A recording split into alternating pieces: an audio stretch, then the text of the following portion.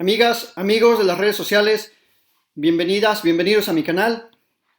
Es muy importante hablar de la seguridad social. El día de ayer, 22 de julio, el Poder Ejecutivo lanzó una propuesta de reforma que permitiría a personas que han cotizado y trabajado 15 años acceder a una pensión digna. Se modifica también la aportación de los patrones, va a aumentar gradualmente y parece que hay un consenso político entre las dos cámaras, parece que también la élite patronal está de acuerdo, vamos a ver si realmente eso sucede, pero es importante esta reforma al sistema de pensiones, esta reforma que pues quiere ampliar la base de la seguridad social y la seguridad laboral de aquellas personas que han trabajado durante mucho tiempo y en particular también debemos aclarar que se refiere únicamente al sistema del IMSS, o sea, a los trabajadores, a las trabajadoras, todas aquellas personas que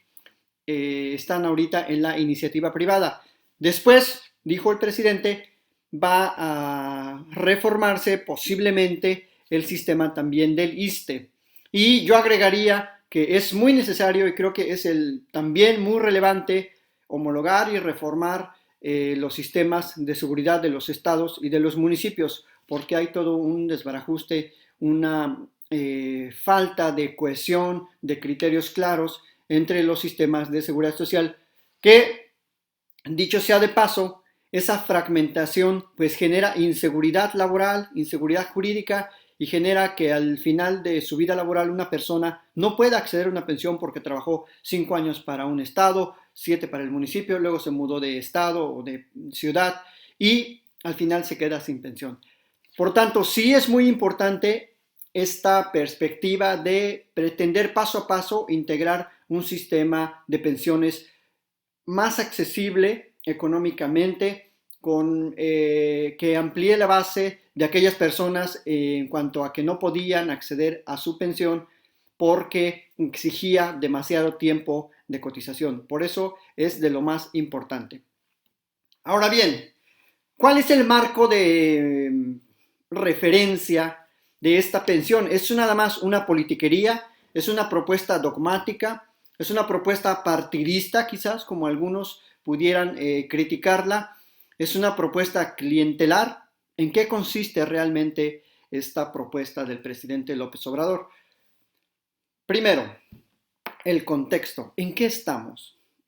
Es muy importante siempre señalar el contexto de los análisis jurídicos, normativos y constitucionales, porque el punto de partida es un tema que ha estado ahí en la reforma constitucional y que en lugar de haber ampliado la base de la seguridad social, de haber creado un sistema robusto, moderno, simplemente decidieron crear desde la reforma del 2008 la tristemente célebre reforma a la ley del ISSSTE, decidieron desmontar esta progresividad de los derechos de las pensiones.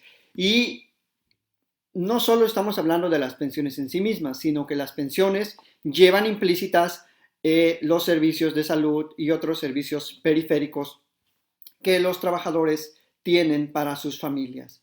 Por lo tanto, ahora que llega este nuevo gobierno con esta legislatura de mayoría morenista y una administración pública con un perfil mucho más enfocado en la justicia social, creo que se han dado pasos muy notables en el sentido de generar mayores esfuerzos que nos indican realmente que hay un progreso, por lo menos en el ámbito normativo y estructural, para los derechos de la seguridad social. ¿Y cuáles son esos indicadores? Bueno, recordemos que hace ya un poco más de un año y medio, la Suprema Corte resolvió un amparo, el 9 del 2018, en el que invitó de algún modo al IMSS y al SAT a reconocer el trabajo en el hogar como un trabajo en el que los patrones tienen que contribuir con las cuotas de las personas que contratan de manera obligatoria.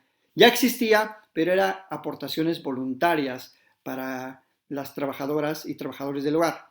En ese amparo, la Corte de algún modo invita a los poderes públicos, tanto al Ejecutivo como al Legislativo, a acabar con esa discriminación histórica. Le hacen caso en esa nueva dinámica, en esa nueva sintonía de esta Suprema Corte que pues está al frente el doctor Arturo Saldívar Lelo de la Rea, con un enfoque de justicia social muy profundo, de mucho calado también académico, pues la Corte decide invitar de algún modo en esa, y digo invitar porque honestamente en la ley de amparo no, el efecto de esas sentencias no le daba para tanto en lo legal, pero en lo constitucional se pudo hacer. Se adopta, por lo tanto, esta reforma a la ley del IMSS en el artículo 13. Eh, Luego se establece un programa piloto para reconocer a esas trabajadoras. Luego, por parte de la Secretaría del Trabajo, se adopta el convenio 189 de la OIT para trabajadoras y trabajadores domésticos. Y en mayo de este año, algo que pasó desapercibido, se reformó el artículo 4 de la Constitución para reconocer, entre otras cosas, la universalización de las pensiones para los adultos mayores, mayores de 68 años. Entre otros elementos constitucionales, como las becas a los estudiantes, como el reconocimiento de los sectores en vulnerabilidad, como los afromexicanos, un grupo olvidado, excluido, nunca atendido por la política pública, y menos a nivel constitucional.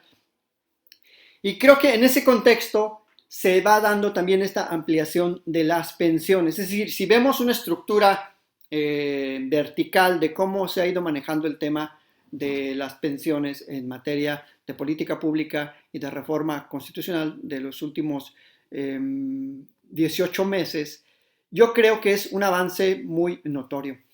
En ese contexto, en ese marco de conceptos, tendríamos que leer esta ampliación de las pensiones de la ley del IMSS. Y es que no es una propuesta sencilla, porque recordemos que otros gobiernos y otras administraciones precisamente han buscado desmontar el sistema de seguridad social bajo una tecnificación, bajo una transferencia incluso de nuestro ahorro a las empresas particulares. Básicamente nuestras AFORES están financiando proyectos de bancos, proyectos de empresas que ni siquiera conocemos, y que así se hizo en la ley de las AFORES. Y que por cierto me referiría a este punto de las AFORES al final de esta charla sobre el sistema de pensiones. Bueno, ¿en qué consiste prácticamente la propuesta de reforma en particular que ayer se le envió ya a la Cámara para modificar y lograr ampliar la base del sistema de pensiones? Bueno, yo creo que el más importante, porque muchas personas han trabajado 15 años, es eso, que aquellas personas que han trabajado 15 años y que tengan ya el requisito de la edad, pueden acceder a una pensión a partir de que se apruebe esta reforma. Es decir, se amplía la base para personas adultas que estén en la edad y que puedan ya, en vez de tener los 25 años que actualmente exige la ley, las 1.250 semanas, que si tienen cotizadas 750, pues ya con eso se pensionan, es decir, con 15 años de trabajo y también de cotizaciones. Porque ojo, luego las personas trabajan pero no están cotizando porque el patrón no paga esa cotización o no está reportando la cotización. Por eso es importante señalar que una cosa es que uno trabaje y otra cosa es que el patrón reporte las cotizaciones. Aquí hago un paréntesis. Por ejemplo, en la Universidad Autónoma del Estado de México, sus trabajadores están efectivamente laborando, pero había un endeudamiento terrible con el ICEMIM, el Instituto de Seguridad Social de los estados y los municipios en el Estado de México. Es decir, trabajaban, pero luego la UAMX no pagaba las aportaciones. Ahora que entró Andrés Manuel en el 2018 a finales, les tuvo que prestar precisamente en aquel diciembre del 2018 para la nómina, para los aguinaldos, porque la OMX estaba en números rojísimos. Cierro el paréntesis. Nada más para que se den cuenta de que no es un tema tan sencillo y que hay un total desbarajuste en las entidades federativas. El segundo punto de la propuesta de reforma es que los patrones estarían aportando un mayor porcentaje de lo que aportan actualmente y eso lograría equilibrar quizás algunas personas que cotizan solamente con 3 salarios o con 2 o con uno, pues una pensión que les garantice una subsistencia digna. Esto, según lo declaran algunos representantes patronales, es posible porque ya accedieron a llevar a cabo ese aumento gradual de tal manera que pudiera llegar hasta el 13.8%, actualmente está en el 5.15%. Creo que son 7 puntos porcentuales, no es imposible porque además va a ser gradual, o sea, no va a ser luego cuando entre en vigor la reforma.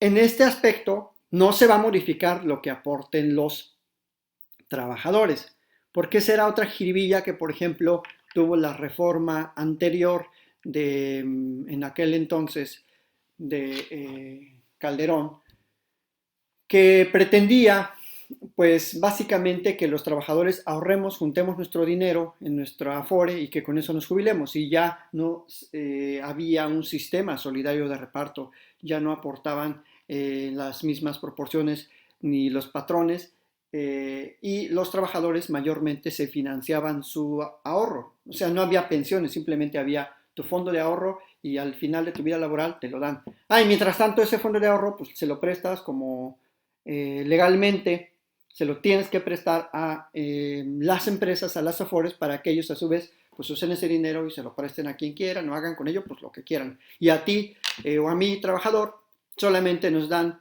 un reporte, un informe y por ahí unos rendimientos si acaso hay, siempre y cuando pues las comisiones lo permitan, ¿verdad? Porque las Afores pues, nos quitan mucho dinero de comisiones.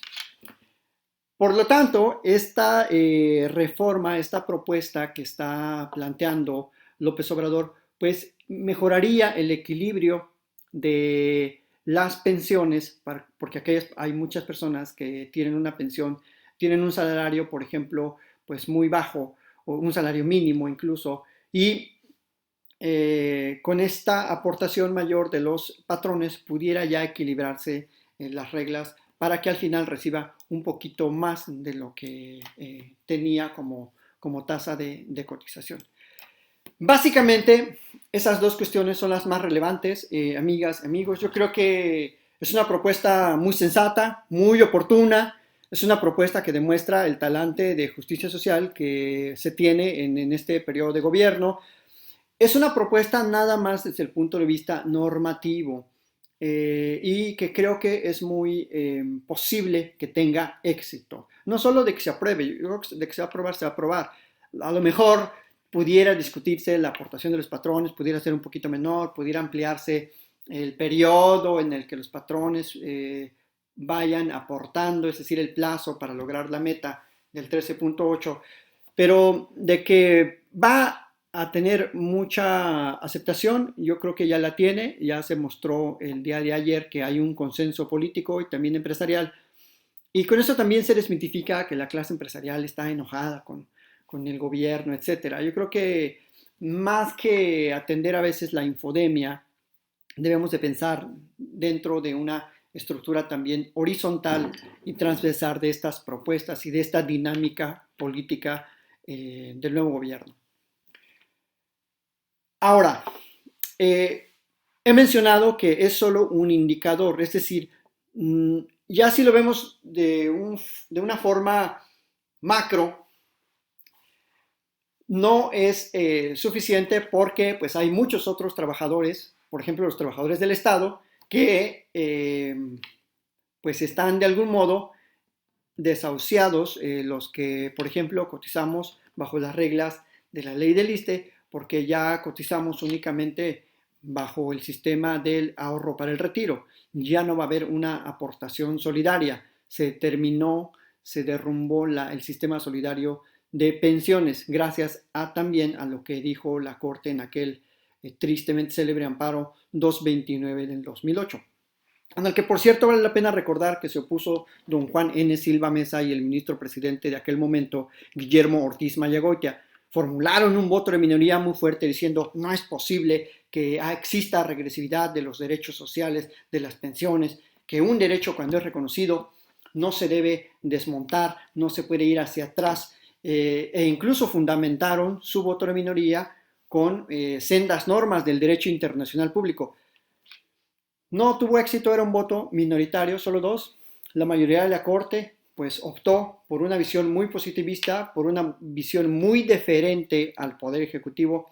Era una Corte, honestamente, que, bueno, por lo menos en esa decisión demostró pues un talante muy regresivo, incluso hubo ahí unos razonamientos en el voto de mayoría que decían que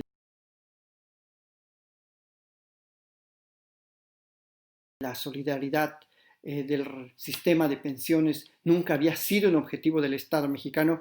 Y bueno, un voto, la verdad, para olvidar.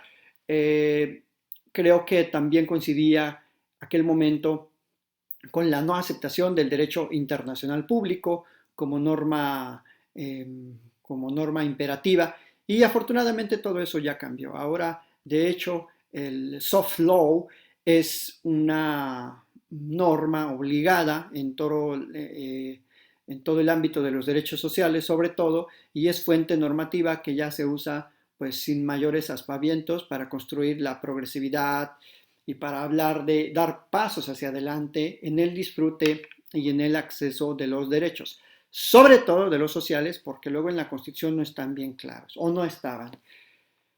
En este sentido, vale la pena decir que sí es una reforma buena, posible, deseable sobre todo, pero que el siguiente paso sería un poco reformar el sistema de ahorro para el retiro. A lo que se han comprometido por el momento las AFORES es a reducir por abajo de un punto porcentual las comisiones, porque tienen mucho miedo de que se les quiten las AFORES. Y yo creo que sería muy deseable que nos den a los trabajadores la posibilidad de manejar nuestro dinero a nosotros, como nosotros quieramos, y no nada más la libertad de decir cuál va a ser nuestra Afore, porque pareciera que ese es el paladín de las Afores, es decir, bueno, pero puedes escoger de 10, sí, pero no puedo disponer de mi dinero, no puedo planear una inversión con ese dinero de mi Afore, porque si no es dentro del sistema financiero no puedo hacer nada con ese dinero. Es decir, lo puedo hacer pero jugando con otro banco, etcétera. Es un sistema muy limitativo del derecho de propiedad técnicamente y que corre los riesgos de estar sujeto a los vaivenes de los mercados financieros, porque las Afores luego no sabe uno dónde andan invirtiendo ese dinero. Actualmente las Afores son manejadas por bancos, por arrendadoras financieras, por empresas que ni siquiera yo creo que tienen su sede en México. Es muy, digamos, complejo y grave a la vez el sistema de las Afores. Por eso, gradualmente yo creo que ese sistema también se va a reformar, pero no se puede de tajo, porque hay muchos intereses creados, hay plazos, hay contratos, obviamente, que nosotros como trabajadores firmamos para estar dentro de ese sistema, así que tampoco es como llegar y desmontar a lo lírico todas las reglas que ya están, porque quizás hay unas reglas que son buenas. Y el último punto que quiero tocar en esta charla con ustedes de divulgación de la cultura constitucional es que hace falta también homologar los convenios de portabilidad de los derechos de los regímenes de seguridad social de los estados con el IMSS y con el ISSSTE. Actualmente solo entre trabajadores del IMSS y el ISSSTE existe un convenio de portabilidad. ¿Y en qué consiste este convenio? Bueno, básicamente en que si trabajaste 10 años para el IMSS o para el ISSSTE, tú decides con quién quieres jubilarte, siempre y cuando pues hagas los trámites pertinentes y le pidas, por ejemplo, al IMSS, oye IMSS, trabajé 7 años contigo, pero con el ISSSTE trabajé otros 8, mándale la constancia de mis cotizaciones y pues dale el dinero de mis aportaciones para que ellos me den una pensión o viceversa. Pero no existen o no está bien claro cómo se pueden llevar a cabo convenios de portabilidad entre, por ejemplo, el Instituto de Seguridad Social de Zacatecas o el Instituto de Guanajuato o el del Estado de México. Y eso tiene como consecuencia que muchos que han trabajado para un sistema o para el IMSS o para el ISSSTE, para 3 sistemas y que han aportado y cotizado entre sistemas distintos, no tengan la posibilidad de unir ese dinero que aportaron de su bolsa, de su esfuerzo, que le quitaron de su nómina como aportación a la seguridad social y al fondo de pensiones, no tienen la posibilidad de jubilarse. Y ese dinero se queda ahí en la nada. Bueno, no se quedan en la nada, lo usan los secretarios de finanzas para pues fondear sus campañas políticas. Hay mucho dinero ahí en los sistemas de seguridad social que se usa para fondear campañas políticas y quién sabe para fondear qué más cosas. Es más, ni siquiera sabemos cómo realmente se rinde cuentas de los sistemas de capitalización individual y de todo lo que le quitan a los trabajadores, porque luego los cheques tienen muchos conceptos y la gente no le pone mucha atención, no sabe a veces ni siquiera que tiene un sistema de capitalización individual, es decir, como un ahorro voluntario en el que va aportando y que cuando lo dan de baja tendría que recibir ese ahorro. A veces la gente, sobre todo que trabaja en los ayuntamientos o en gobierno del estado, que son muchos vaivenes, trabaja 3 meses o 8, o un año o 3 o 6, lo dan de baja y le dicen, bueno, no tienes derecho a pensión, así que pues vete ya. Y no sabe que tiene ahí un fondo de ahorro, aparte de la pensión, un fondo de ahorro, y no lo recoge. Y ese fondo de ahorro luego se hace una bolsa de pues miles de millones de pesos. Por lo tanto, damas y caballeros, querido público de Internet, es necesario informar, es necesario analizar en qué contexto serán estas propuestas de reforma a la seguridad social, pensar en cómo podemos informarnos de esos derechos, cómo podemos pedirle a nuestros legisladores, ya no los federales, sino también a los legisladores locales, generar pues foros de discusión, propuestas, escritos directamente dirigidos a ellos para decirles, oiga, pues qué va a pasar con la gente que hemos trabajado para un sistema y para otro, ¿por qué no tenemos derecho a una pensión? ¿Por qué no podemos juntar lo que trabajamos en un estado o en otro? Eso creo que es de lo más relevante e incrementaría el bienestar de muchas personas que han trabajado, que han aportado y que no tienen derecho a una pensión.